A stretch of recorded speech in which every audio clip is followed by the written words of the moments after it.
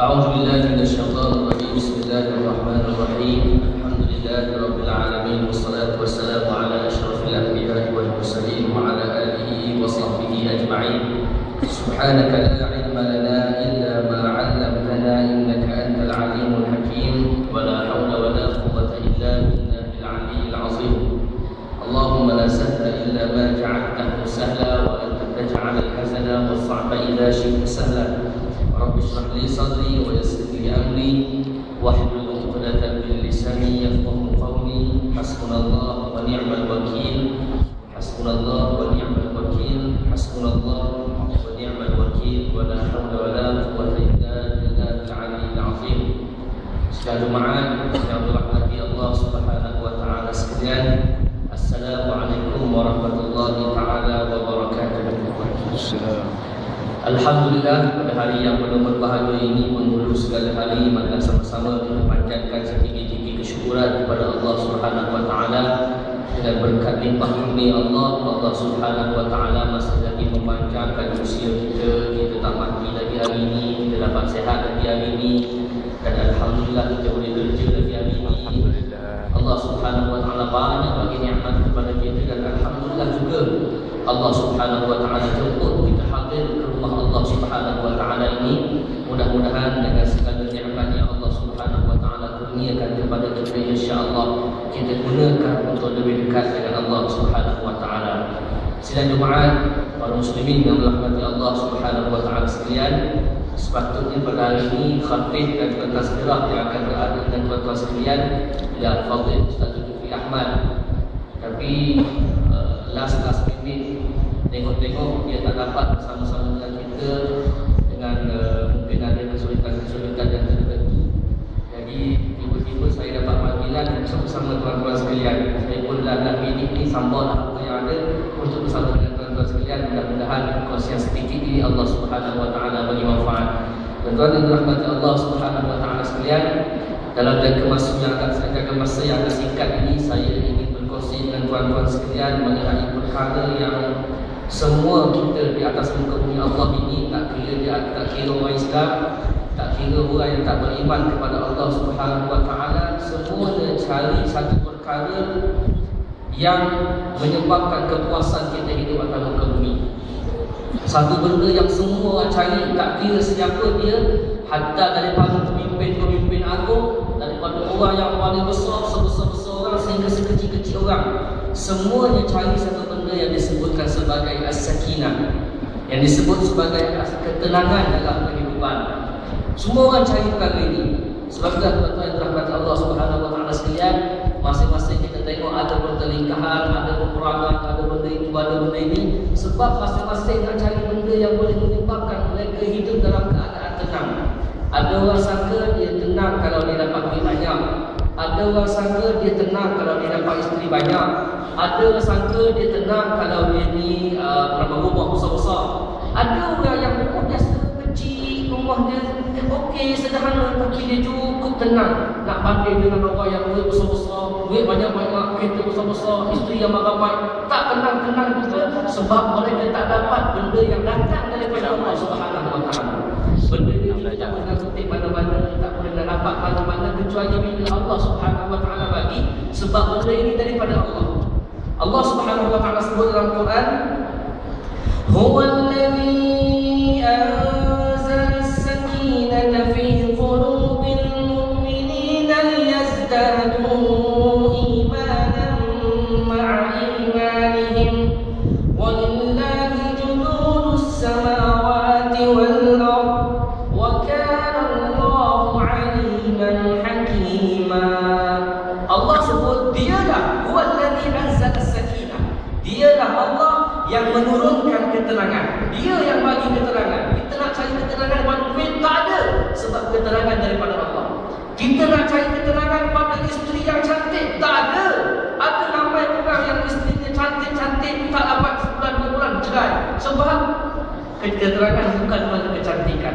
Ada orang yang kaitan besar-besar dengan rasulis, dengan Porsche, dengan ini, dengan itu, tapi tak tenang juga. Allahu Akbar, sebab ketenangan bukan duduk pada kereta, ketenangan duduk pada Allah Subhanahu wa taala. Dialah yang menurunkan ketenangan pada diri orang-orang yang ada iman.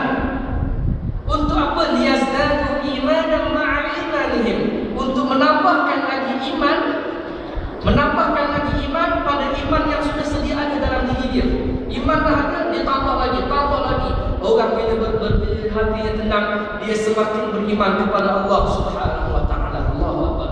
Tuan-tuan yang dirahmati Allah Subhanahu wa taala sekalian, sebab itu kita tengok orang kalau nak tenang, bukan tempatnya pada harta, bukan tempatnya pada benda, tenangnya pada Allah Subhanahu wa taala.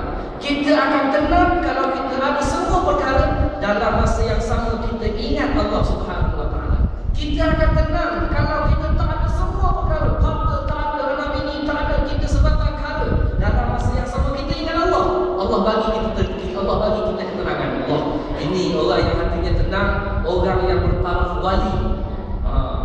Tuan-tuan jangan ingat wali ni orang terbang kita sampai pendek kat luar tu, itu bukan wali tu.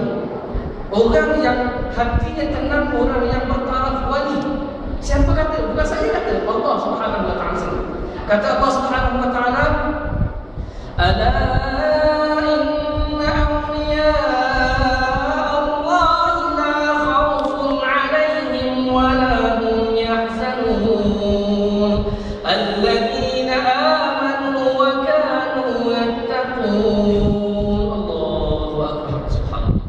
Allah Subhanahu wa taala sebut, ketahuilah, ala inna awliya Allah, sesungguhnya wali-wali Allah. Siapa dia? Mungkin kemungkinan ramai di kalangan kita pada hari ini ramai wali Allah. Siapa dia wali Allah? Orang yang la khaufun 'alaihim wa la hum yahzanun. Orang yang dalam hatinya tak ada perasaan kena besar takut dan tidak merasa sedih. Siapa dia? Alladzina amanu wa kanu yattaqun. Orang yang jadi wali Allah, orang yang beriman kepada Allah, dalam masa yang sama dia bertakwa kepada Allah Subhanahu wa taala. Allah. Sebab kita tengok setiap kali khutbah Jumaat, khatib akan sebut tentang takwa, sebab nak jadikan kita semua wali-wali Allah Subhanahu wa taala. Subhanallah. Ini berkat yang cukup hebat, orang yang hatinya sentiasa tenang dalam menerima segala apa yang datang daripada Allah. Sebab itu Nabi pun pelik dengan orang yang ada iman, orang yang ada tenang. Nabi pelik. Nabi kata, ajaban li amril mu'min. Aku pelik sungguh orang mukmin. Aku cukup pelik, hairan sungguh aku orang mukmin, kata Nabi. Inna amrahu kulluhu khair. Semua benda yang berlaku pada dia semuanya baik. Wa laysa dhalika li ahadin illa lil mu'min. Benda ni kata Nabi tak akan berlaku kecuali pada orang mukmin. Orang mukmin ni semua benda dia baik, semua dia tak ada masalah. Allahu akbar. Kata Nabi sallallahu alaihi wasallam, in asabathu sarra'a syakar fa kana khairul lah. Kalau orang mukmin ini Allah bagi dia kebaikan, Allah bagi dia duit banyak, Allah bagi dia kerja banyak, Allah bagi dia isteri banyak, Allah bagi dia semua banyak, pahala banyak, dia bersyukur pada Allah Subhanahu wa taala. Syukur itu baik bagi dia. Baik, itu kita boleh terima. Wa in asabathu dharra'a sabar. Ini hebat. Orang yang mukmin ini, yang hatinya tenang ini, kalau dia ditimpa oleh kemudaratan, kerja rosak, anak sakit, isteri sakit, ada kematian, bankrupt, kemudian tak untuk macam-macam ujian daripada Allah, dia sabar. Fakana khairul lah. Sabar itu baik bagi dia. Ini orang mukmin. Semua benda yang berlaku kepada dia semua baik. Fakana khairul lah. Semuanya baik bagi dia. Ini orang yang jiwanya tenang, jiwanya sentiasa bersama-sama dengan Allah Subhanahu wa taala. Sidang Jumaat yang dirahmati Allah Subhanahu wa taala sekalian, baru ni saya berada di Gaza, alhamdulillah, hampir 9 hari. Saya bagi awal sikit daripada PM kita, alhamdulillah.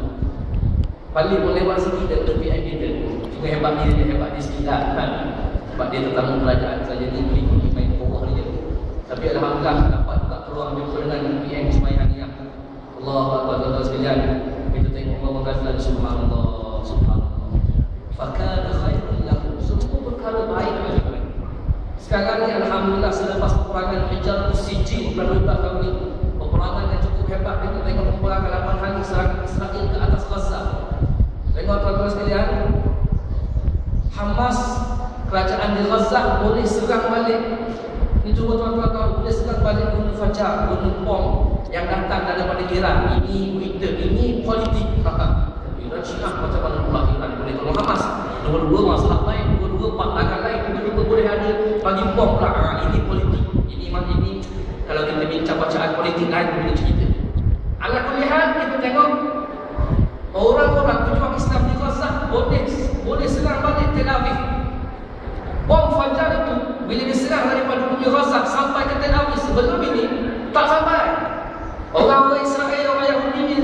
pum, dia kena Allah kan. Sebab kalau Hamas balas balik pun tak sampai ke tempat dia.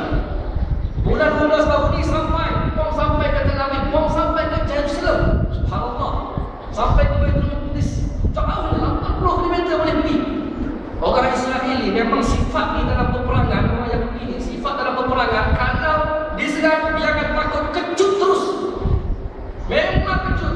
Orang yang diminta dengan mereka ni cerita penyayangan. Diminta dengan mereka, minta dengan NATO, minta dengan ini supaya hentikan peperangan. Tuan-tuan, saya sampai sana, saya tengok kereta Ja'bari yang baru dikena bom, pemimpin Hamas yang kena bom, hancur. Saya tengok rumah-rumah, Allahu Akbar, bom beratnya 1 tan. Tebalnya seperti besi, tebal ni ada satu bom yang ditunjuk buat pameran, bom tak meletup. Dia buang dalam dalam semua. Dia punya kulit tebal ni dekat 2 inci. Allahu Akbar. Berat 1 tan. Satu bom hancur satu bangunan. Saya pergi pada satu bangunan yang keluarga Adan, yang tuan-tuan tengok dalam berita keluarga Adan ni. Saya pergi bangunan tersebut, bangunan satu bom dia jatuh. Bangunan 3 tingkat hancur. Kawah dia, saya kata dalam saya sekarang ni buat kaki. Misi kita pada kipah ni, punya kawah, masuk dalam lemah yang banyak pada dia mendaki. Tapi tuan-tuan sekalian, kita tengok orang sekeliling Gaza ni, dia kata, bom kata macam mana pun kami tak akan lagi. Allah, hatinya tenang. Orang Gaza ni kalau perang, ini saya cakap dengan orang, cakap dengan pemimpin orang hantar, saya cakap dengan kanak-kanak dia. Dia kata jatuh macam mana pun, diserang macam mana pun, orang Gaza tak akan lagi. Bahkan orang-orang Gaza, di luar Gaza, di Mesir, di Jordan dan sebagainya, bila berlaku perang, masing-masing masuk balik dalam negara masing-masing. Tak ada pelarian daripada Gaza. Allah. Ini sebab hatinya tenang. La khaufun alaihim, tak rasa takut, wala hum yahzanun. Mereka tak rasa bimbang, tak rasa sedih. Mati di mana-mana, kalau mati iman nasr wa imma syahadah. Kalau perang, sama ada dapat pertolongan atau dapat syahid kerana Allah Subhanahu wa taala. Allahu Akbar. Ini seronok kalau sifat ini ada pada kita semua. Sifat tenang ini, nak menuntut dalam Islam ini, nak memperjuangkan Islam ini, sentiasa tenang dalam perjuangan Islam, walaupun bom sebesar mana pun jatuh depan mata kita. Di Malaysia mungkin tak ada bom macam ni yang dibagi. Sebab kita mungkin tak ada bom macam itu, mungkin tak sampai tahap lagi. Tapi banyak bom-bom dalam televisyen, bom-bom dalam surat khabar, bom-bom pada mulut-mulut manusia ni meletup depan mata kita. Kita tengok kita ni macam mana, tenang ke tak tenang? Sama tak pendirian kita macam orang-orang di Gaza? Subhanallah, tuan-tuan sekalian, saya pusing pada Gaza. Pada Gaza tak luas pun, panjangnya lebih kurang 45 km. Dia punya luas dia, lebar dia lebih kurang dalam paling panjang pun 12 km. Kejap je.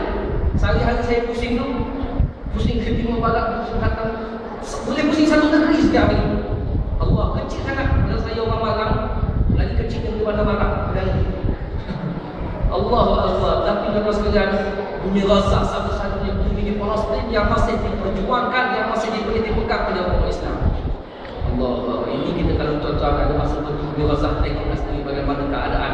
Saya kata keadaannya teruk, bom memang tengah tetap. Sekarang ni dah tenang. Selepas hijrah sejil, Israel dah takut.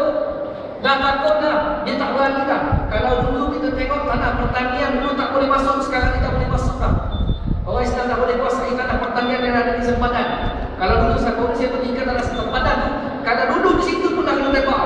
Sekarang dah buka 3 km. Alhamdulillah. Dulu orang-orang Gaza tak boleh makan ikan. Makan ikan tak boleh. Makan ikan. Tangkap ikan hanya boleh 3 km daripada pesisir pantai. 3 km je bagi. Lebih 3 km tambah. Sekarang ni lepas perang 12 dah 6 km. Alhamdulillah, banyak pembaharuan, banyak kebaikan. Dulu PM Ismail Haniyah nak pergi mana-mana kena ada escort dia. Sekarang tak payah, dia bawa kita sendiri. PM bawa kita sendiri. Alhamdulillah, baru ni hari Jumaat saya sempat berada depan dia, dia khutbah, dia baca Quran. Allah, cukup sedap. Seronoknya kalau PM macam itu. Subhanallah. Kan, pemimpin imam macam itu. Allahu Akbar. Sejuk hati kan tuan-tuan. InsyaAllah kita doa mudah-mudahan tak lamalah pemimpin PM kita boleh jaga baca khutbah, bagi tazkirah, baca Quran. Allahu Akbar. Seronok dunia dalam keadaan berkat, dunia dalam keadaan tenang. Walaupun kita nampak dia diserang, dia diukur oleh Yahudi setiap masa 24 jam. Kita tak ada punya Yahudi keliling, tapi hatinya tak tenang. Hatinya macam-macam masalah. Subhanallah. Tanda kita tak ada amanu wa taqwa. Tanda kita masih lagi mungkin kurang adanya iman dan takwa kepada Allah Subhanahu wa taala. Muslimin, tuan-tuan yang dirahmati Allah Subhanahu wa taala sekalian, Yahudi dah tak lama dah. Kalau saya pergi ke rumah Syekh Ahmad Yasin, pengasas Hamas, pergi rumah dia, Allah, rumah cukup suhud. Belum Syekh Ahmad Yasin, dia setiap hari dia bagi, dia ada bantuan kepada fakir miskin beratur. Sekarang selepas pengumuman syahid Syekh Ahmad Yasin, masih lagi disambung oleh anaknya Syekh Abdul Ghani Yasin. Satu lagi ada lagi bantuan kemanusiaan, setiap hari dibantu semua sekali. Alhamdulillah, duit tuan-tuan yang dibagi dulu, masa saya minta untuk bagi pada Palestin 10,000, saya minta kasih, alhamdulillah dapat 10,000. Saya sampaikan kepada keluarga Syekh Ahmad Yasin, dia bagi bantuan kepada penduduk Gaza. Bantuan tuan-tuan sampai kepada keluarga Gaza, insya-Allah. Tuan-tuan yang dirahmati Allah Subhanahu wa taala sekalian, alhamdulillah kata Syekh Ahmad Yasin sebelum kematian dia, kadang-kadang kalau ditulis dengan zaman sekarang, masing-masing itu kata 10 tahun lagi Palestin akan dibebaskan daripada cengkaman Yahudi, insya-Allah. 10 tahun lagi. Ini kita kata macam nak kata agak tak agak lah, tapi ini Syekh Ahmad Yasin yang sebut maklumat ni. Macam Tuan Mahathir dia buat dia punya amanah dia dekat Tanam kat Putrajaya kan Mustafa Tembak pun dia ada dia punya amanah dia akan dibuka. Syekh Ahmad Yasin sebut dalam masa 10 tahun lagi insya-Allah di Palestin akan dibebaskan secara keseluruhan, insya-Allah. Kita doalah mudah-mudahan harapan beliau kita sama-sama laksanakan. Bukan setakat sahabat-sahabat kita di Gaza, di Palestin, malah kita juga siapa sama-sama insya-Allah sama-sama boleh memperjuangkan insya-Allah. Muslimin yang dirahmati Allah Subhanahu wa taala sekalian, keadaan di Gaza alhamdulillah dah makin baik. Cuma disedia sekarang orang Gaza minta. Dia kata sekarang ni fokus di Syria, bukan fokus di Palestin. Fokus di Syam, di Syria.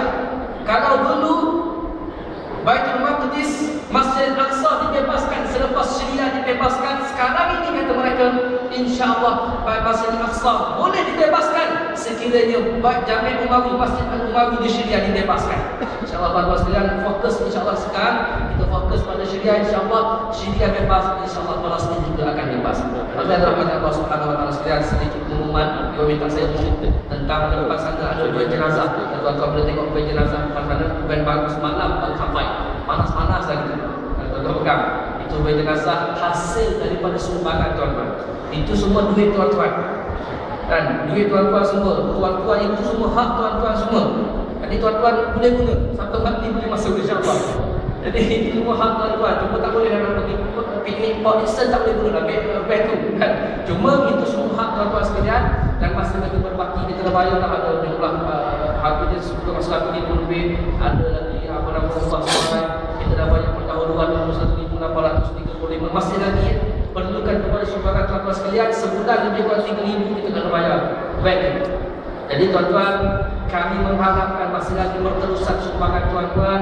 Kita bagi sumbangan, kita ada van, setiap kali van turun gerak pahala itu berjalan kepada tuan-tuan. Tuan-tuan bayar pejabat, kira kalkulator, pergi pegang van, pahala masuk ke dalam sebab apa van itu berjalan dengan hasil tuan-tuan sekalian. Masuk dulu sampai akhirat, tak sedar kita ni billionaire di dalam praktek kan kata pahala ni. Oh, rupanya ada van jenazah berjalan. Masuk dulu kita mati dulu, van kita bagi lagi. Alhamdulillah, mana celah anak kumpul ni. Alhamdulillah, van kita berjalan ke atas. Alhamdulillah, semua tuan-tuan. Mudah-mudahan sampai kasihkan sunnah Nabi sallallahu alaihi wasallam dan